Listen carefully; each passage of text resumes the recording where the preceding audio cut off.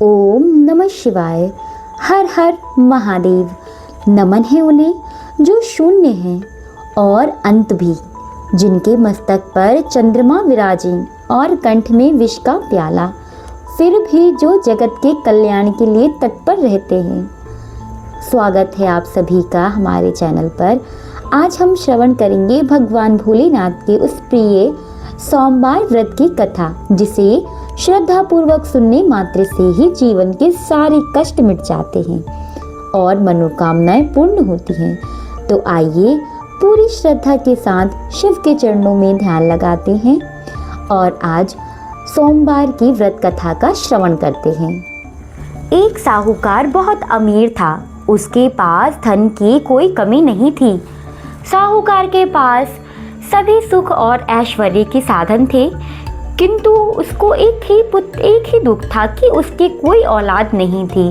दिन रात वह इसी चिंता में लगा रहता और वह पुत्र पाने के लिए हर सोमवार को भगवान चंद्रदेव व शिव जी की पूजा किया करता।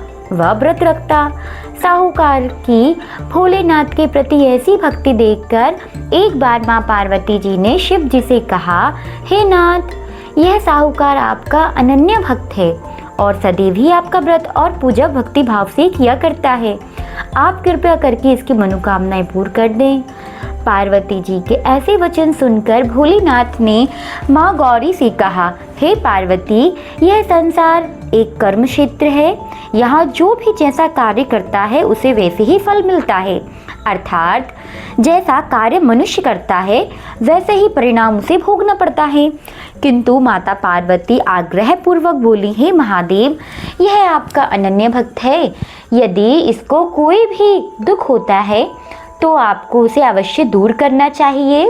यदि आप अपने भक्तों की मनोकामनाएं पूरी नहीं करेंगे तो क्यों मनुष्य आपकी भक्ति सेवा व पूजा करेंगे। पार्वती जी इस आग्रह को सुनकर शिव जी ने कहा, हे शिवे, इस साहूकार के कोई पुत्र नहीं है। इसी कारण यह दिन रात चिंतित व दुखी रहता है। इसके भाग्य में संतान ना होने पर भी मैं इसे पुत्र प्राप्ति के लिए वरदान देता हूँ, किंतु इसका पुत्र केवल 12 वर्ष तक ही जीवित रह सकता है। इसके बाद वह मर जाएगा। यह सब बात सुनकर साहूकार उसे यह सारी बातें सुनी। ना वह खुश हुआ और ना ही वह दुखी हुआ। वह पूर्वतः शिव जी की पूजा व व्रत करता रहा। कुछ समय पश्चात साहूकार की पत्नी गर्भवती हुई और 10वें महीने में उसने एक सुंदर पुत्र को जन्म दिया। साहूकार के घर में बहुत खुशियां मनाई गईं, किंतु साहूकार ने अपने पुत्र की 12 वर्ष की उम्र में जानकर कोई खुशी प्रकट नहीं हुई और इस संबंध में किसी को कोई भेद नहीं बताया। वह बालक धीरे धीरे बड़ा होने लगा। जब वह बालक 11 साल का हो गया तो बालक की माता ने साहूकार को उसके विवाह के लिए कहा, किंतु साहूकार ने कहा कि मैं इसे काशी जी पढ़ने भेजूंगा। साहूकार ने अपने साले को बुलाया, कहा कि तुम इस बालक को काशी पढ़ाने ले जाओ और इसे विधिवत शिक्षा ग्रहण कराओ। साहूकार ने उसको बहुत सा धन देकर कहा कि रास्ते में जहाँ कहीं भी ठहरो वहाँ यज्ञ और ब्राह्मणों को भोजन कराते हुए जाना। इस प्रकार वह दोनों मामा भांजे रास्ते में यज्ञ कराते, दान देते और ब्राह्मणों को भोजन कराते जा रहे थे। रास्ते में एक शहर पड़ा। उस शहर में राजा की कन्या का विवाह था। इस कन्या का राजा का लड़का बारात लेकर आया था, लेकिन वह एक आंख से काना था। लड़के के पिता को इस बात की चिंता थी कि वर को देखकर कन्या के माता पिता विवाह से किसी प्रकार की अड़चन न डालें। इसी कारण जब उन्होंने साहूकार के अति सुंदर बेटे को देखा तो उसके मन में विचार आया कि क्यों ना इस लड़के से विवाह कर दिया जाए और पूर्ण हो जाने पर यह विचार कर लड़के और मामा से कहा कि यदि आप फेरे व कन्यादान का कार्य पूर्ण करा देंगे तो आपकी बड़ी कृपा होगी, हम आपको बहुत सा धन देंगे। साहूकार ने के लड़के और उसके मामा ने इस बात को स्वीकार कर लिया। विवाह का काम भली भांति प्रकार से पूर्ण हो गया। जब वह लड़का जाने लगा तो उसने चुपके से राजकुमारी की चुनरी पर लिख दिया कि तेरा विवाह मेरे साथ हुआ है, लेकिन जिसके साथ तुम्हें भेजा जाएगा वह एक आंख से काना होगा। काशी जी, पढ़ने जा रहा हूँ मैं। राजकुमारी ने जब इस प्रकार लिखा हुआ पाया तो कानी राजकुमार के साथ जाने से इनकार कर दिया और कहा कि यह मेरा पति नहीं, मेरा विवाह जिसके साथ हुआ है वह तो काशी जी पढ़ने गया है।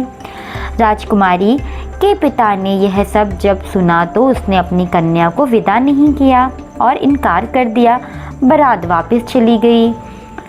इधर साहूकार का लड़का और उसका मामा काशी जी पहुँचे, जहाँ लड़के ने पढ़ना शुरू किया तथा अपना अतिरिक्त समय मामा भांजे दानादी में व्यतीत करने लगे। इस प्रकार कई महीने बीत गए।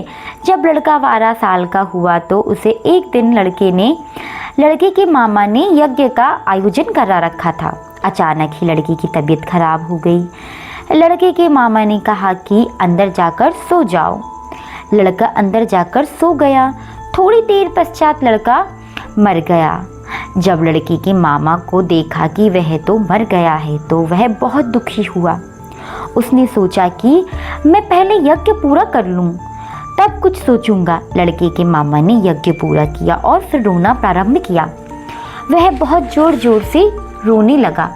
सौभाग्यवश शिव जी और माता पार्वती जी उधर से गुजर रही थीं।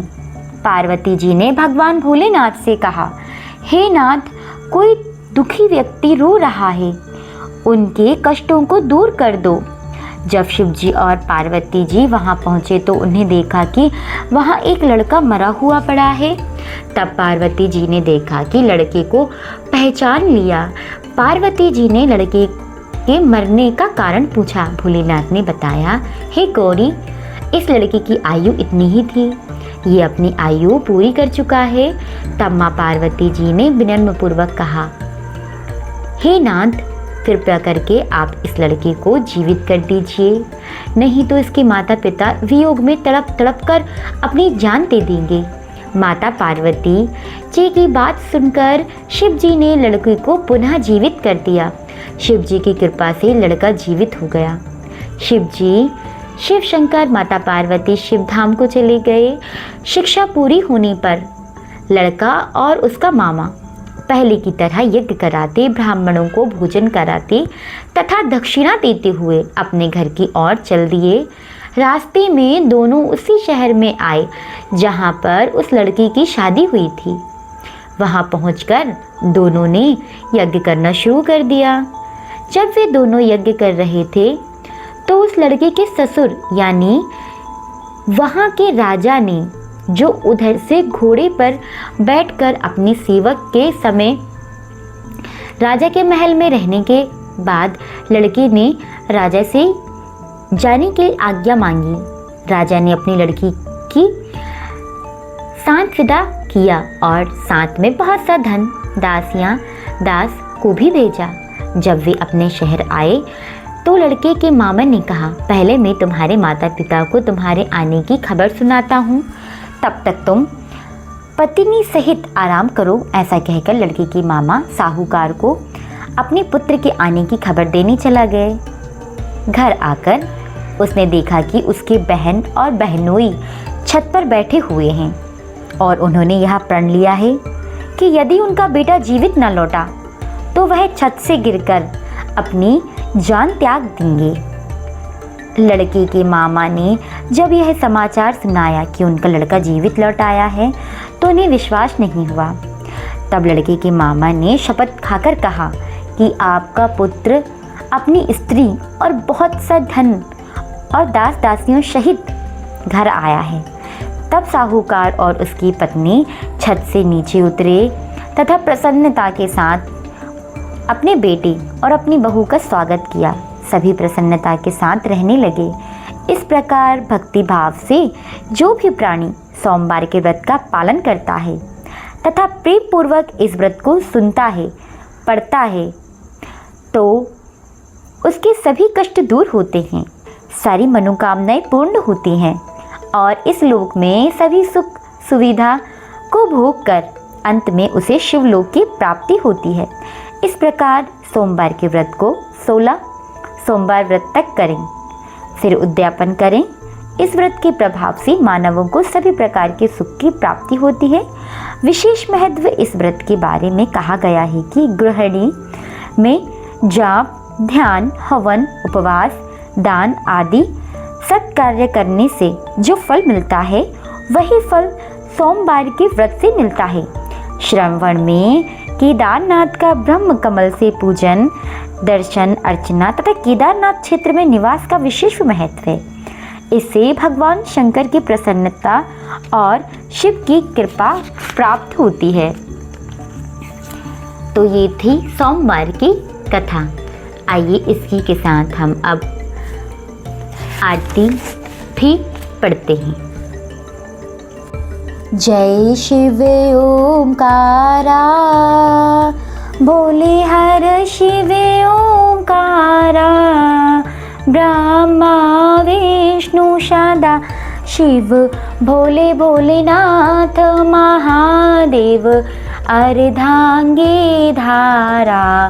ओम जय शिव ओंकारा, एकानन चतुरानन पंचानन राजे, भोले पंचानन राजे।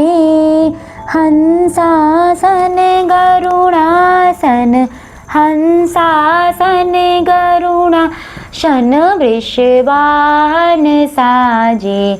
ओम जय शिव ओंकारा, दो भुज चार चतुर्भुज, 10 भुज ते सोहे, भोले 10 भुज अति शोभे। तीनों रूप निरखता, तीनों रूप निरखता, त्रिभुवन जन मोहे। ओम जय शिव ओंकारा, अक्षमाला वनमाला, रुंडमाला धारी, भोले रुंडमाला धारी। चंदन मृग मद सोहे, चंदन मृग मद सोहे, भोले शशिधारी। ओम जय शिव ओंकारा, श्वेतांबर पीतांबर बागांबर आगे, भोले बागांबर आगे। सनकादिक गरुड़ा दिक, सनकादिक गरुड़ा दिक, भूतादिक संगे। ओम जय शिव ओंकारा, करके माध्य कमंडल, चक्र त्रिशूल धरता, भोले चक्र त्रिशूल धरता। सुख करता दुख हरता, सुख करता दुख हरता, जग पालन करता। ओम जय शिव ओंकारा, करके माध्य कमंडल, चक्र त्रिशूल धरता, भोले चक्र त्रिशूल धरता। सुख करता दुख हरता, जग पालन करता। ओम जय शिव ओंकारा, ब्रह्मा विष्णु सदा शिव, जानत अविवेका, भोले जानत अविवेका। प्रणयाक्षर के माध्य ये तीनों एका। ओम जय शिव ओंकारा, त्रिगुण जी की आरती जो कोई नर गावे, भोले जो कोई नर गावे। कहत शिवानंद स्वामी, कहत हरा हर स्वामी, सुख संपत्ति पावे। ओम जय शिव ओंकारा, भोले हरे शिव ओंकारा। कर्पूरगौरं करुणावतारं संसारसारं भुजगेन्द्रहारं सदा वसन्तं हृदयारविन्दं भवं भवानी सहितं नमामि। जो कपूर के समान गौर वर्ण वाले हैं, करुणा के साक्षात अवतार हैं, जो इस संसार के सार हैं और जो अपने गले में सर्पों का हार धारण करते हैं, वे भगवान शिव माता पार्वती सहित मेरे हृदय कमल में सदा निवास करें, उन्हें मैं बारंबार नमस्कार करती हूँ। तो प्रिय भक्तों, महादेव की महिमा अनंत है। विश्वास रखिए, जिसने भी सच्चे मन से आज इस कथा का श्रवण किया है, भोलेनाथ उनकी झोली खुशियों से जरूर ही भरेंगे। आशा है कि आज की वीडियो जो प्रस्तुत की आपको पसंद आई होगी। अगर आप महादेव की ऐसी ही भजनों, कथाओं और रहस्य से जुड़ना चाहते हैं तो इस वीडियो को लाइक करें और हमारे परिवार का हिस्सा बनने के लिए चैनल को सब्सक्राइब करें। कमेंट बॉक्स में अपनी श्रद्धा के साथ हर हर महादेव या जय भोलेनाथ लिखना बिल्कुल ना भूलें। भगवान शिव आप सभी का कल्याण करें। मिलते हैं अगले सोमवार में एक नई कथा के साथ। ओम नमः शिवाय। ओम नमः शिवाय। ओम नमः शिवाय। आरती की पावन लो के साथ ही हमारी आज की यह पूजा और कथा संपन्न होती है। शिव जी इस दिव्य ज्योति का आशीर्वाद हम सबके जीवन में प्रकाश सकारात्मक लेकर आए। अब परम कल्याणकारी जाप हम कर चुके हैं, जो महादेव के स्वरूप में साक्षात वर्णन है। तो आपको वीडियो कैसी लगी? वीडियो को लाइक, शेयर, सब्सक्राइब जरूर करें और कमेंट बॉक्स में हर हर महादेव जरूर लिखें।